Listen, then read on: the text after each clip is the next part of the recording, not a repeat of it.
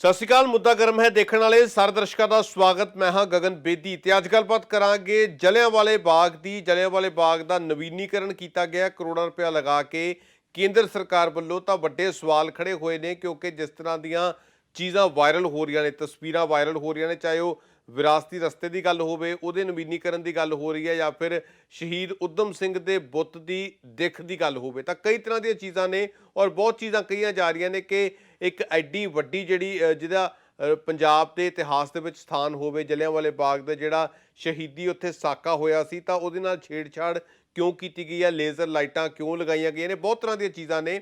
ਨਾ ਸਿਰਫ ਵਿਰੋਧੀ ਪਾਰਟੀਆਂ ਸਵਾਲ ਚੁੱਕ ਰਹੀਆਂ ਨੇ, ਸਗੋਂ ਜਿਹੜੇ ਇਤਿਹਾਸਕਾਰ ਨੇ ਉਹ ਵੀ ਇਸ ਚੀਜ਼ ਦੇ ਉੱਤੇ ਸਵਾਲ ਚੁੱਕ ਰਹੇ ਨੇ, ਸ਼ਹੀਦਾਂ ਦੇ ਪਰਿਵਾਰਕ ਮੈਂਬਰ ਵੀ ਸਵਾਲ ਚੁੱਕ ਰਹੇ ਨੇ। ਇਹਦੇ ਉੱਤੇ ਗੱਲਬਾਤ ਕਰਾਂਗੇ। ਸਾਡੇ ਨਾਲ ਮਹਿਮਾਨ ਜੁੜੇ ਹੋਏ ਨੇ। ਸਭ ਤੋਂ ਪਹਿਲਾਂ ਤਾਰੁਫ ਕਰਾ ਦਿੰਦੇ ਹਾਂ, ਐਡਵੋਕੇਟ ਪਰਮਵੀਰ ਸਿੰਘ ਨੇ, ਆਗੂ ਹੈਗੇ ਨੇ, ਸ਼੍ਰੋਮਣੀ ਅਕਾਲੀ ਦਲ ਦੇ ਬੁਲਾਰੇ ਨੇ ਔਰ ਯੂਥ ਅਕਾਲੀ ਦਲ ਦੇ ਉੱਗੇ ਲੀਡਰ ਨੇ। ਰਾਕੇਸ਼ ਜੀ ਨੇ ਸਾਡੇ ਨਾਲ, ਪੰਜਾਬ ਭਾਜਪਾ ਦੇ ਆਗੂ ਨੇ ਅਤੇ ਸੀਨੀਅਰ ਜਰਨਲਿਸਟ ਵੀ ਨੇ, ਔਰ ਇਸ ਦੇ ਨਾਲ ਹੀ ਵਿਨੋਦ ਭਾਰਤੀ ਜੀ ਨੇ, ਸੈਕਟਰੀ ਨੇ ਕਾਂਗਰਸ ਦੇ। ਸਾਰੇ ਮਹਿਮਾਨਾਂ ਦਾ ਸਵਾਗਤ ਹੈ ਜੀ ਸਾਡੇ ਨਾਲ ਜੁੜਨ ਦੇ ਲਈ। ਭਾਰਤੀ ਜੀ, ਤੁਹਾਡੇ ਤੋਂ ਸਵਾਲ ਲਵਾਂਗੇ। ਪਹਿਲਾਂ ਤੁਸੀਂ ਸੀਨੀਅਰ ਲੀਡਰ ਵੀ ਹੋ ਔਰ ਤੁਸੀਂ ਸਾਰੀਆਂ ਚੀਜ਼ਾਂ ਦੇਖੀਆਂ ਵੀ ਨੇ, ਔਰ ਰਾਹੁਲ ਗਾਂਧੀ ਹੋਰਾਂ ਤੱਕ ਦੇ ਵੱਲੋਂ ਇਹ ਚੀਜ਼ ਕਹੀ ਗਈ ਹੈ ਬਕਾਇਦਾ ਫੋਟੋ ਪਾ ਕੇ। ਉਹ ਕਹਿੰਦੇ ਕਿ ਇੱਦਾਂ ਯਾਦਗਾਰਾਂ ਦੇ ਨਾਲ ਨਹੀਂ ਜਿਹੜਾ ਛੇੜਛਾੜ ਹੋਣੀ ਚਾਹੀਦੀ, ਔਰ ਇਸ ਚੀਜ਼ ਦਾ ਉਹ ਪੁਰਜ਼ੋਰ ਸ਼ਬਦਾਂ ਦੇ ਵਿੱਚ ਨਿੰਦਾ ਵੀ ਕੀਤੀ ਹੈ। ਗਗਨ ਜੀ, ਸਭ ਤੋਂ ਪਹਿਲਾਂ ਮੈਂ ਪੈਨਲ 'ਚ ਬੈਠੇ ਸਾਰੇ ਸਾਥੀ ਔਰ ਸੁਣਨ ਵਾਲੇ ਭੈਣਾਂ ਭਰਾਵਾਂ ਨੂੰ ਮੇਰੀ ਪਿਆਰ ਭਰੀ ਸਤਿ ਸ਼੍ਰੀ ਅਕਾਲ, ਨਮਸਕਾਰ। ਔਰ ਅੱਜ ਦੇ ਇਸ਼ੂ ਰੱਖਣ ਤੇ ਮੈਂ ਤੁਹਾਡਾ ਬੜਾ ਸ਼ੁਕਰਗੁਜ਼ਾਰ ਹਾਂ, ਉਹ ਸਾਰੇ ਫਾਸਟਵੇ ਅਦਾਰੇ ਦਾ, ਕਿ ਬੜਾ ਅੱਛਾ ਇਸ਼ੂ ਰੱਖਿਆ। ਕਈ ਲੋਕਾਂ ਨੂੰ ਇਹਦੇ 'ਚ ਜੋ ਖਦਸ਼ੇ ਹੈ, ਜੋ ਗਲਤ ਫਹਿਮੀਆਂ ਨੇ, ਉਹ ਦੂਰ ਕਰਨ ਵਿੱਚ ਆਪਾਂ ਉਹਨਾਂ ਦੇ ਸਹਾਈ ਹੋਵਾਂ। ਉਹ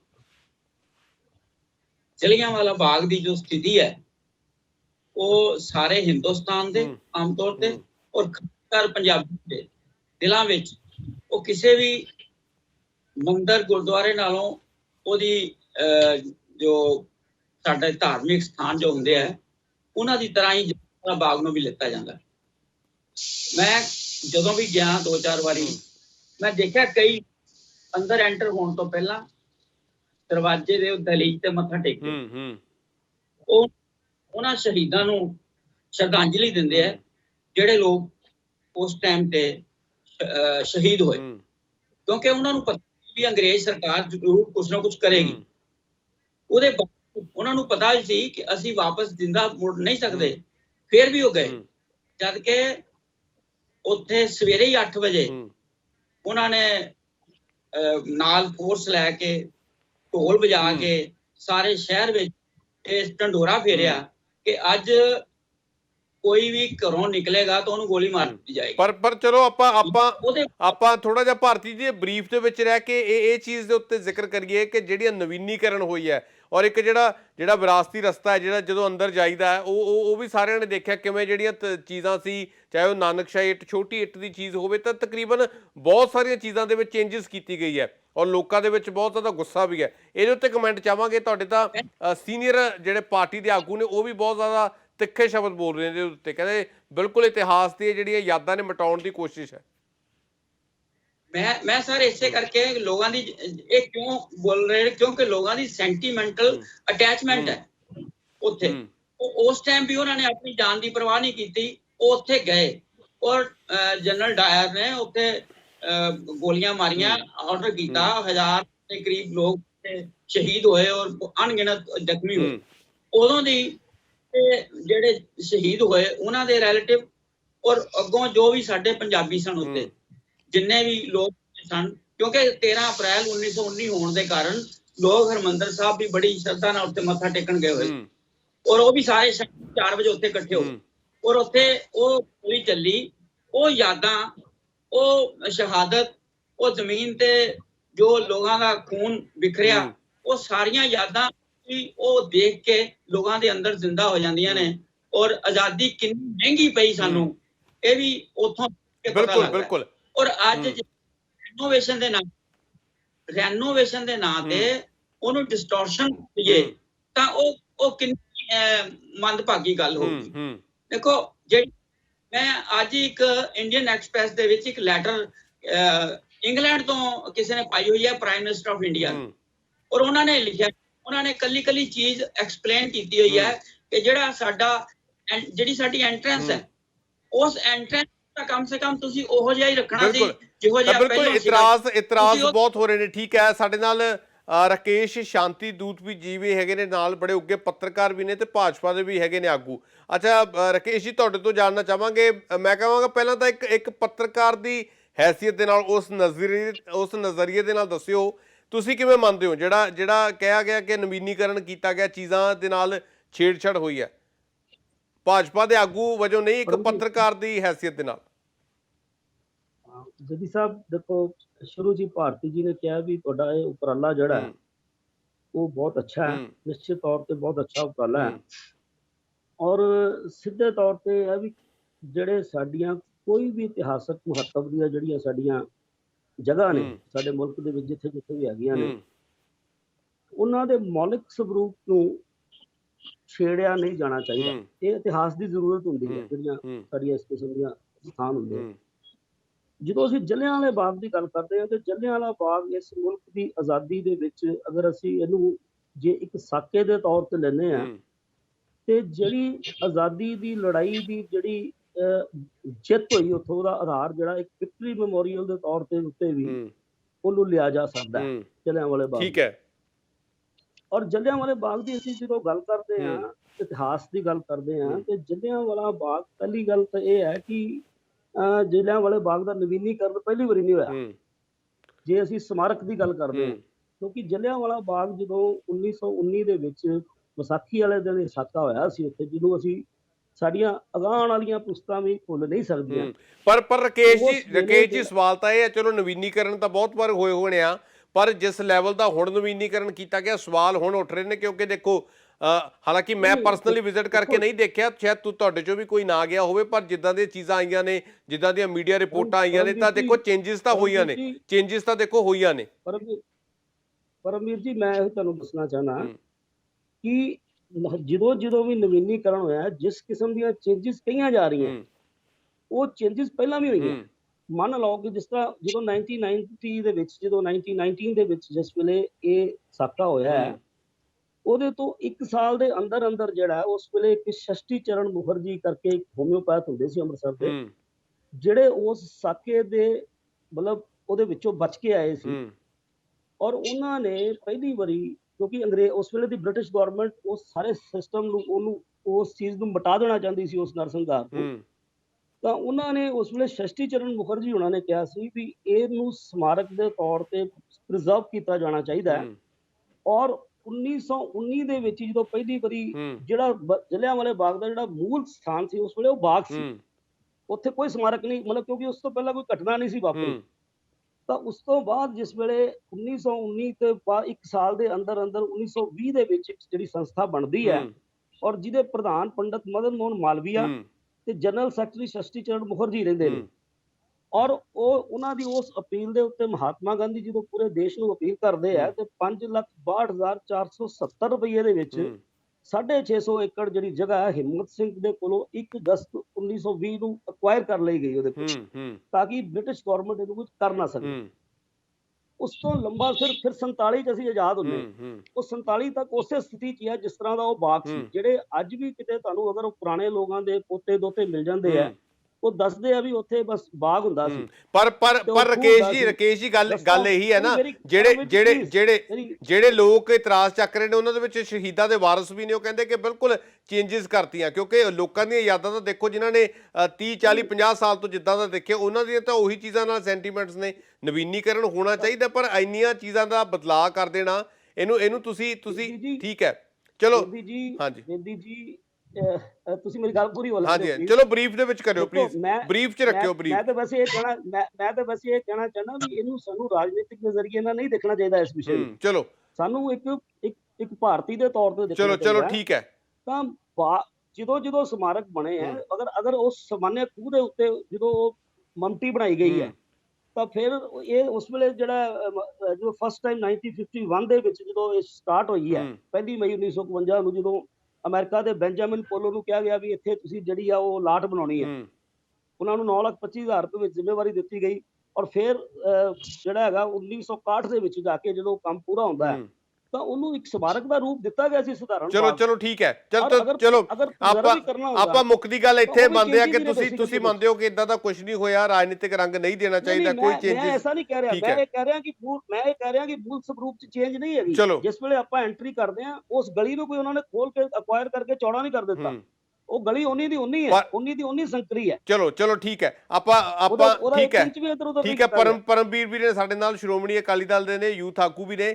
ਪਰਮਵੀਰ, ਤੁਹਾਡਾ ਕੀ ਰਿਐਕਸ਼ਨ ਹੈ, ਤੁਸੀਂ ਕਿਵੇਂ ਦੇਖਦੇ ਹੋ? ਕਿਉਂਕਿ ਸ਼ਹਾਦਤਾਂ ਦਾ ਜਿਹੜਾ ਉੱਥੇ ਉਹਦੇ ਨਾਲ ਕਨੈਕਸ਼ਨ ਹੈ ਹਰ ਇੱਕ ਪੰਜਾਬੀ ਦਾ, ਜਲਿਆਂਵਾਲੇ ਬਾਗ ਦੇ ਨਾਲ। ਉਹਨੂੰ ਬਿਆਨ ਕਰਨ ਦੀ ਮੈਨੂੰ ਲੱਗਦਾ ਲੋੜ ਨਹੀਂ, ਪਰ ਉਹਦੇ ਨਾਲ ਜਦੋਂ ਇਹ ਛੇੜਛਾੜ ਹੋਈ ਹੈ, ਚੀਜ਼ਾਂ ਬਦਲੀਆਂ ਨੇ, ਜਾਂ ਕਹਿ ਲਓ ਕਿ ਬੁੱਤ ਦੇ ਉੱਤੇ ਬਹੁਤ ਸਵਾਲ ਆ ਰਹੇ ਨੇ, ਬੁੱਤ ਦੀ ਬਣਤਰ ਦੇ ਉੱਤੇ, ਸ਼ਹੀਦ ਊਧਮ ਸਿੰਘ ਦੇ ਬੁੱਤ ਦੇ ਉੱਤੇ ਕਹਿੰਦੇ ਕਿ ਬੜਾ ਇੱਕ ਯੋਧਾ ਸੀ ਤੇ ਉਹਨੂੰ ਬੜਾ ਵਿਚਾਰਾ ਜਿਹਾ ਦਿਖਾਇਆ ਗਿਆ। ਤਾਂ ਬਹੁਤ ਸਾਰੀਆਂ ਚੀਜ਼ਾਂ ਨੇ, ਤੁਸੀਂ ਵੀ ਯੂਥ ਆਗੂ ਹੋ, ਤੇ ਤੁਹਾਡਾ ਕੀ ਰਿਐਕਸ਼ਨ ਹੈ?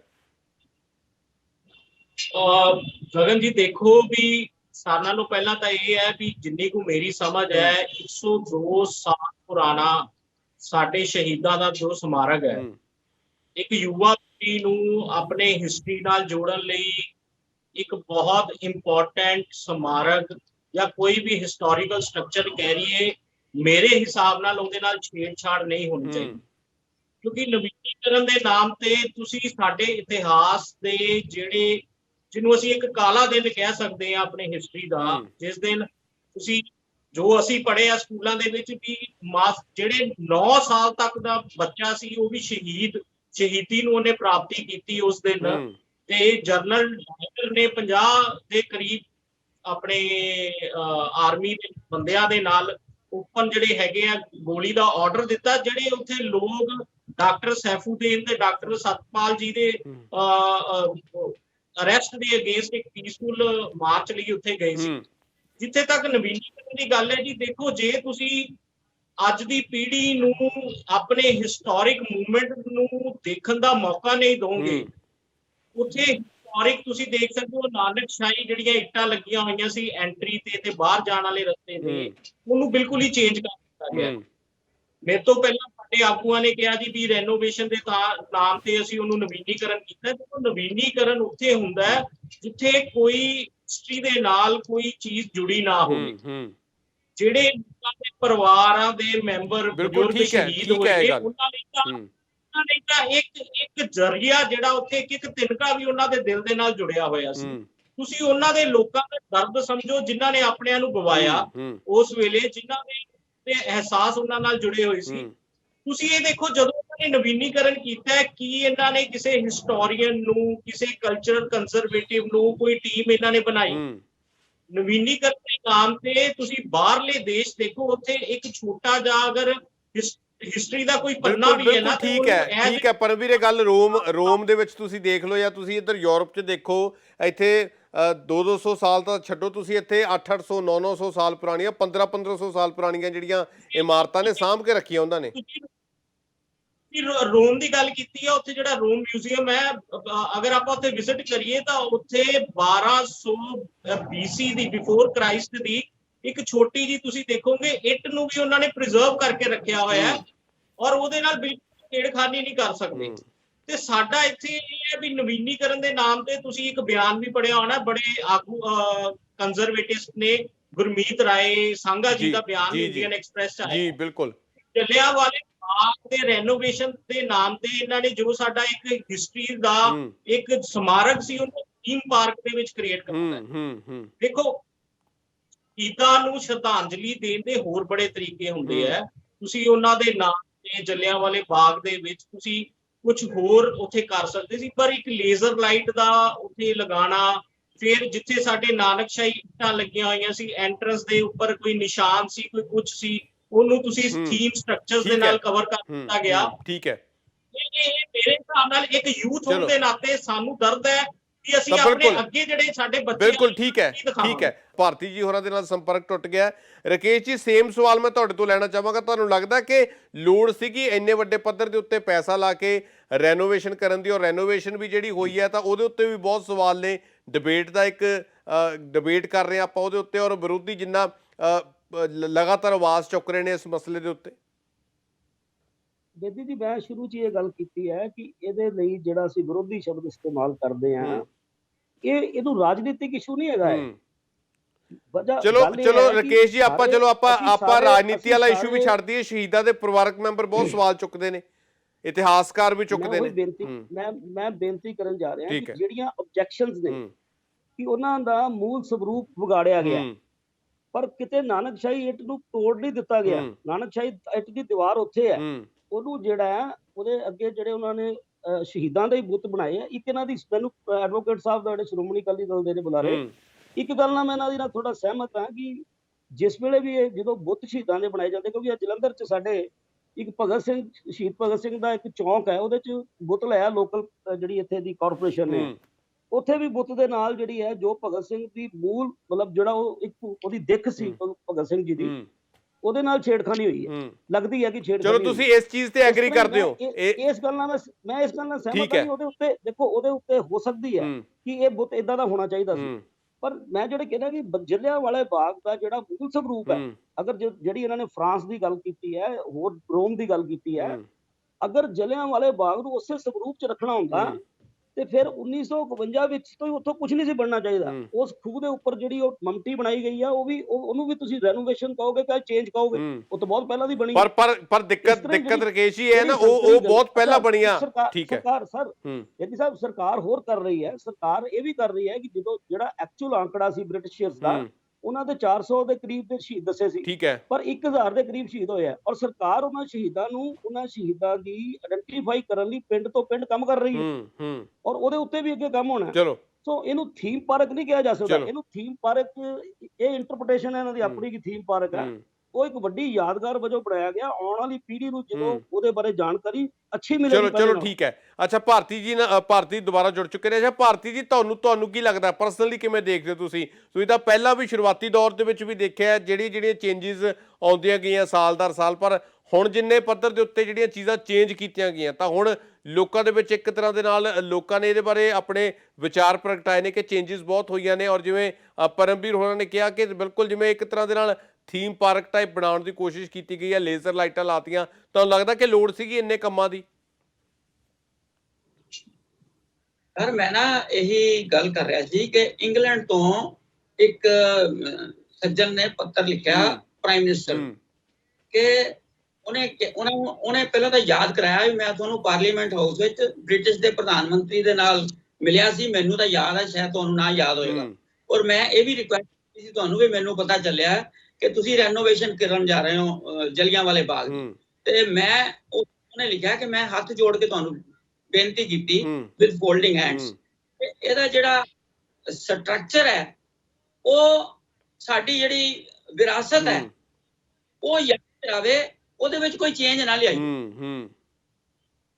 ਕਹਿੰਦਾ ਮੈਨੂੰ ਤੁਸੀਂ ਵਿਸ਼ਵਾਸ ਦਵਾਇਆ ਸੀ ਕਿ ਐਸਾ ਨਹੀਂ ਹੋਏਗਾ, ਪਰ ਜੋ ਲੋਕਾਂ ਤੋਂ ਪਤਾ ਚੱਲ ਰਿਹਾ, ਮੈਂ ਹਜੇ ਜਾ ਕੇ ਦੇਖਿਆ ਨਹੀਂ, ਕਹਿੰਦਾ ਹੁਣ ਲੋਕਾਂ ਨੂੰ ਪਤਾ ਚੱਲ ਰਿਹਾ ਵੀ ਜਿਹੜਾ ਸੰਕਰੀ ਗਲਿਆਰਾ ਜਿੱਥੋਂ ਐਂਟਰ ਹੋਏ ਲੋਕ, ਉਸ ਤੋਂ ਬਾਅਦ ਪੁਲਿਸ ਐਂਟਰ ਹੋਈ, ਪੁਲਿਸ ਨੇ ਗੋਲੀਆਂ ਔਰ ਲੋਕ ਉੱਥੇ ਉਸੇ ਗਲੀ 'ਚ ਗਿਰ ਗਏ, ਉਧਰੋਂ ਗਲੀ ਲਈ ਗਈ, ਜ਼ਖਮੀ ਲੋਕ ਜਿਹੜੇ ਸੀ ਉਹ ਬਾਹਰ ਨੂੰ ਨਿਕਲਣ ਨੂੰ ਕਰਦੇ ਸੀ, ਉਹ ਖੂਨ ਨਾਲ ਗਈ। ਉਸ ਗਲੀ ਉਹ ਉੱਥੇ ਜਿਹੜੀਆਂ ਤੁਸੀਂ ਫੈਂਸੀ ਪਲੇਟਾਂ ਲਾ ਕੇ ਉਹ ਜਿਹੜੀ ਤਾਕਤ ਨੂੰ ਕਮਜ਼ੋਰ ਕੀਤਾ, ਉਹ ਨਹੀਂ ਸੀ ਕਰਨਾ ਚਾਹੀਦਾ। ਦੂਜੀ ਗੱਲ ਕਹੀ, ਉਹਨਾਂ ਨੇ ਕਿਹਾ ਵੀ ਉਸ ਵਿੱਚ ਤੁਸੀਂ ਕੁਝ ਤਸਵੀਰਾਂ ਲਾਈਆਂ ਨੇ ਜਿਹੜੀਆਂ ਮੁਸਕਰਾਈਆਂ ਨੇ। ਇੱਕ ਪਾਸੇ 1000 ਲੋਕਾਂ ਦੀ ਡੈਡ ਬੋਡੀ ਸਾਨੂੰ ਅੱਜ ਵੀ ਨਜ਼ਰ ਆਉਂਦੀ ਆ ਉੱਥੇ, ਔਰ ਉੱਥੇ ਹੱਸਦੀਆਂ ਹੋਈਆਂ ਤਸਵੀਰਾਂ ਲਾਈਆਂ ਨੇ, ਤੁਸੀਂ ਉਹਨਾਂ ਦੀ ਸ਼ਕਲ ਦਾ ਮਜ਼ਾਕ ਉਡਾਉਣ ਦੀ ਕੋਸ਼ਿਸ਼ ਕਰ ਰਹੇ ਹੋ। ਠੀਕ ਹੈ, ਦੈਟ ਇਜ਼ ਔਰ ਇਹ ਬੜੀ ਮਾੜੀ ਗੱਲ ਹੈ।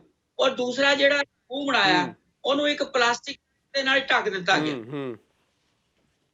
ਤਾਂ ਉੱਥੇ ਵੀ ਜਾ ਕੇ ਦਰਸ਼ਨ ਕਰਦੇ ਔਰ ਉਹਨੂੰ ਮੱਥਾ ਟੇਕਦੇ ਆ, ਹੱਥ ਜੋੜਦੇ ਆ, ਔਰ ਜਿਹੜੀਆਂ ਗੋਲੀਆਂ ਦੇ ਨਿਸ਼ਾਨ ਹੈ ਉਹਨਾਂ ਨੂੰ ਵੀ ਡਿਮ ਕਰਨ ਦੀ ਕੋਸ਼ਿਸ਼ ਕੀਤੀ ਗਈ ਹੈ।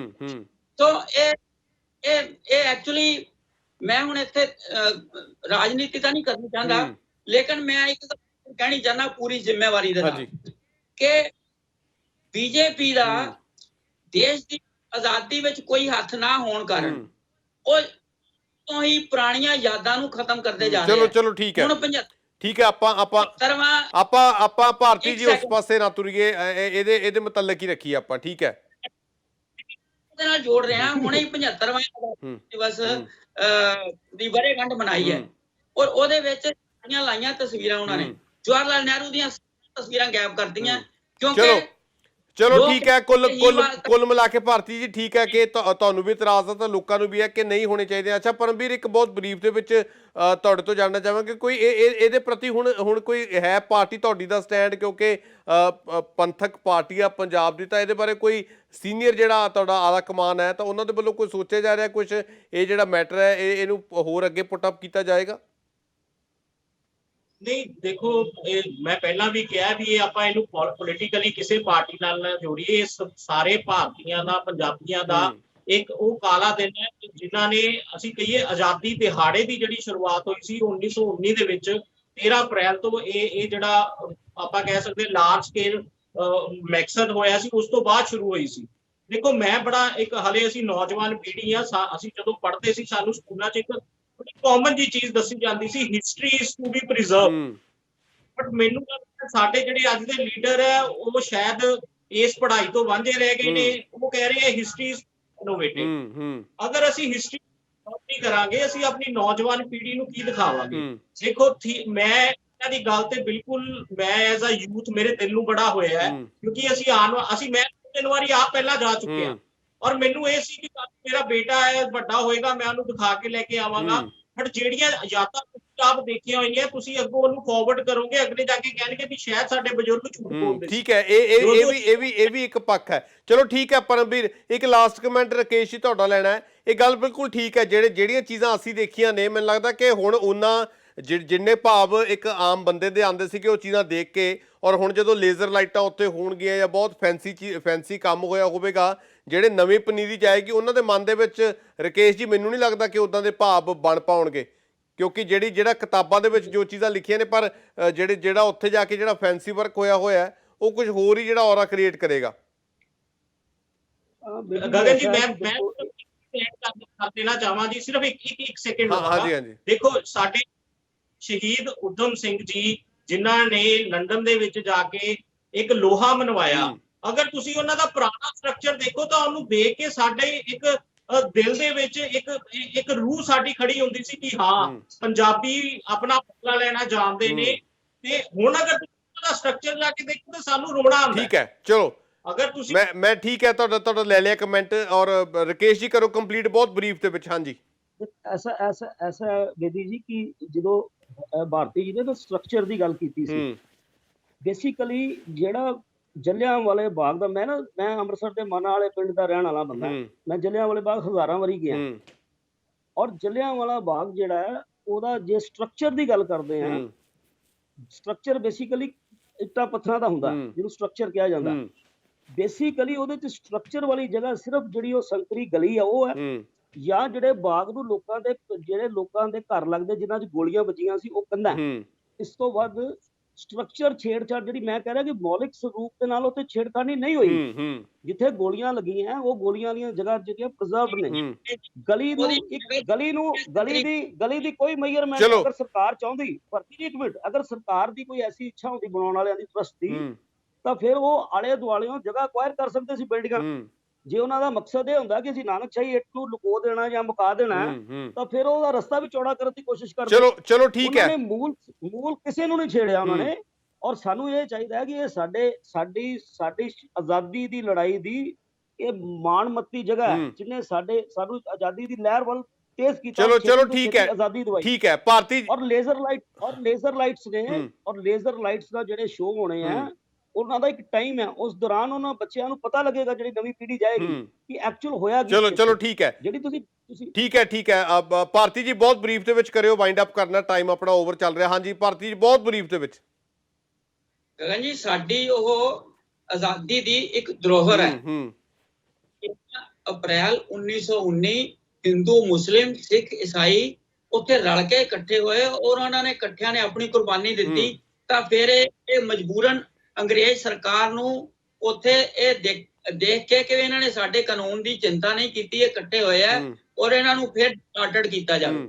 ਉਸ ਯਾਦ ਨੂੰ ਜ਼ਿੰਦਾ ਰੱਖਣ ਲਈ ਉਸ ਸਟਰਕਚਰ ਨੂੰ ਵੀ ਜਿੰਦਾ ਰੱਖਣਾ ਬੜਾ ਜ਼ਰੂਰੀ ਸੀ। ਚਲੋ ਔਰ ਇਹ ਚਲੋ ਠੀਕ ਹੈ। ਇੱਕ ਮਿੰਟ, ਭਾਰਤੀ ਜੀ ਪੰਜਾਬ ਦੇ ਮੁੱਖ ਮੰਤਰੀ ਜਿਹੜੇ ਹੁੰਦੇ ਆ ਉਹ ਐਕਸ ਅਫੀਸ਼ੀਓ ਮੈਂਬਰ ਹੁੰਦੇ ਆ ਇਸ ਟਰਸਟ ਦੇ। ਉਹ ਇਸ ਰੈਨੋਵੇਸ਼ਨ ਦੇ ਵਿੱਚ ਆ, ਔਰ ਮੁੱਖ ਮੰਤਰੀ ਨੇ ਵੀ, ਜਿਹੜਾ ਪੰਜਾਬ ਦੇ ਮੁੱਖ ਮੰਤਰੀ ਨੇ ਕਿਹਾ ਵੀ ਐਸੀ ਕੋਈ ਛੇੜਖਾਨੀ ਨਹੀਂ ਹੋਈ। ਪਰ ਰਾਹੁਲ ਗਾਂਧੀ ਕਹਿੰਦੇ ਕਿ ਛੇੜਖਾਨੀ ਕੀਤੀ ਹੈ। ਚਲੋ ਇਹ ਵੀ ਅਮਰਿੰਦਰ ਸਿੰਘ ਵੀ ਕਾਂਗਰਸ ਪਾਰਟੀ ਦੇ ਬਿਲਕੁਲ ਠੀਕ ਹੈ, ਉਹਨਾਂ ਵੱਲੋਂ ਤਾਂ ਕਿਹਾ ਗਿਆ। ਚਲੋ ਉਹਨਾਂ ਨੇ ਉਹ ਟਰਸਟ ਦੇ ਮੈਂਬਰ ਨੇ।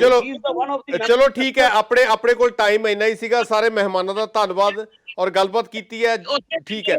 ਜਲਿਆਂਵਾਲੇ ਬਾਗ ਦੀ ਜਿਹੜੀ ਦਿੱਖ ਹੈ, ਜਿਹੜੀ ਪੁਰਾਣੀ ਦਿੱਖ ਹੈ, ਉਹਦੇ ਨਾਲ ਜਦੋਂ ਨਵੀਨੀਕਰਨ ਦੇ ਨਾਮ ਤੇ ਛੇੜਛਾੜ ਹੋਈ ਹੈ ਤਾਂ ਸਵਾਲ ਬਹੁਤ ਚੁੱਕੇ ਗਏ ਨੇ ਔਰ ਇਹਦੇ ਉੱਤੇ ਗੱਲਬਾਤ ਕੀਤੀ ਸੀ। ਸਾਰੇ ਮਹਿਮਾਨਾਂ ਦਾ ਧੰਨਵਾਦ। ਰਕੇਸ਼ ਸ਼ਾਂਤੀਦੂਤ ਜੀ ਸਾਡੇ ਨਾਲ ਜੁੜੇ ਸੀ ਔਰ ਇਸ ਦੇ ਨਾਲ ਹੀ ਸਾਡੇ ਨਾਲ ਪਰਮਵੀਰ ਸੀਗੇ ਸ਼੍ਰੋਮਣੀ ਅਕਾਲੀ ਦਲ ਦੇ ਵੱਲੋਂ, ਔਰ ਸਾਡੇ ਨਾਲ ਜੁੜੇ ਸੀ ਭਾਰਤੀ ਜੀ, ਵਿਨੋਦ ਭਾਰਤੀ ਜੀ ਕਾਂਗਰਸ ਦੇ ਵੱਲੋਂ। ਸਾਰੇ ਮਹਿਮਾਨਾਂ ਦਾ ਧੰਨਵਾਦ ਸਾਨੂੰ ਆਪਣਾ ਸਮਾਂ ਦੇਣ ਦੇ ਲਈ, ਤੇ ਆਸ ਉਮੀਦ ਕਰਦੇ ਤੁਹਾਨੂੰ ਸਾਡੀ ਇਹ ਪੇਸ਼ਕਸ਼ ਪਸੰਦ ਆਈ ਹੋਵੇਗੀ। ਧੰਨਵਾਦ।